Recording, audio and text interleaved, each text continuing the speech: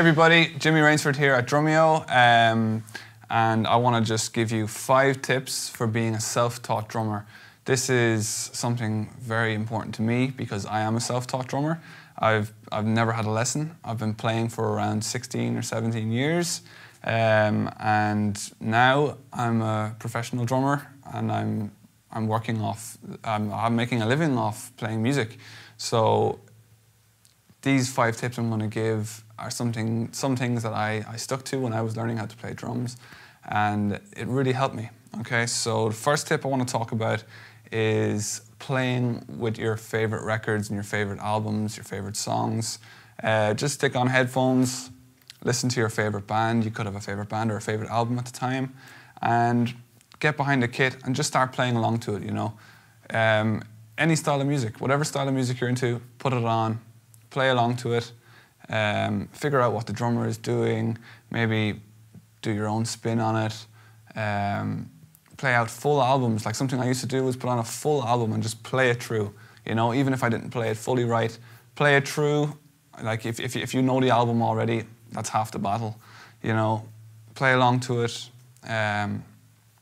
It can really make your drumming go to a different level because it associates your playing with, like you're playing to music. You're not just playing by yourself. It's a great way of learning songs quickly as well. So let me move on to a second tip, which would be another very important tip that a lot of people might not have the ability to do this, but it's playing with other musicians. If you have friends who are musicians, or if you know people who are musicians, get together and play.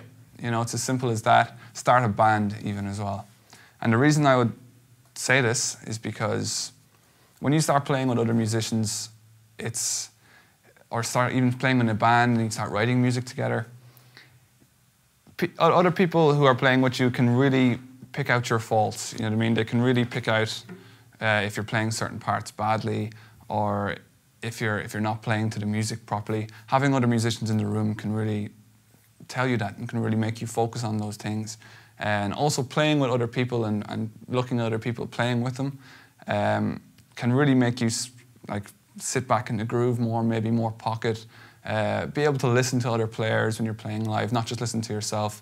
You know, it's one thing playing in your room your whole life and learning the drums, but the minute you get out and play with other musicians, you can't do it because you've never done it before, and it's not a good thing to do. It's one of those early things you should really do, is just start playing with musicians. I was playing with musicians since the age of maybe 5 or 6. I was playing with my brothers or my sisters. You know, I was playing music with whoever I could.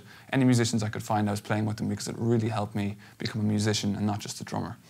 The third tip I want to talk about is something that a lot of self-taught drummers overlook. They don't even think about doing it, and that is playing to a click. Okay, go buy a metronome, get an app on your phone, something on your computer, put on your headphones or even a speaker or whatever, and play the click and play to it. Groove to it, practice your fills to it, practice your sticking to the click, you know, because this is something that should be done at an early stage, because when you get to the point when you start playing professionally, or if you start playing in a studio, you start playing with a band, you need to be able to keep good time, you know, and you have to be able to play to a click in so many situations. If you want to be a professional drummer where you're playing live a lot, playing in the studio a lot, it's always to a click. Even big live shows are mostly to a click, and if you can't do it, it limits yourself like very, very quickly. So it's something that you should do from the very, very beginning. If you're a self-taught drummer, get a click track, buy a metronome, and just sit down with it for even an hour a night, you know, even if it's just your hands and just your feet. And practice both equally as well. Practice both feet and hands equally to the click. Do it different tempos, try different accents on the click. All these things can go a long way in your drumming. And again, being a self-taught drummer, a lot of self-taught drummers wouldn't even look at this, you know. And for myself, I remember it's something I didn't even think about. And luckily, it's something that I did find quite early on, and it helped me a lot. Because nowadays, everything I do is to a click. So yeah, that's a great tip. The fourth tip is something that everybody can do nowadays, thankfully, is to record yourself. And I mean audio or video, you know, do both. Everyone has a phone with a camera, everyone has a phone with a microphone on it. just put the camera up and start recording, you know. And that's great, because when you look back on yourself, you can really analyze your drumming. You know, you can hear what mistakes you're making. You can see what way you're playing, see if it's not sounding the right way. You know, and it's accessible to everybody. Everybody can do it, and it can also make you sit back and look at your drumming from a third-person kind of view. You know what I mean? You can look at it from the way other people would look at you, and you can really focus in on what you're doing wrong sometimes, maybe some bad habits.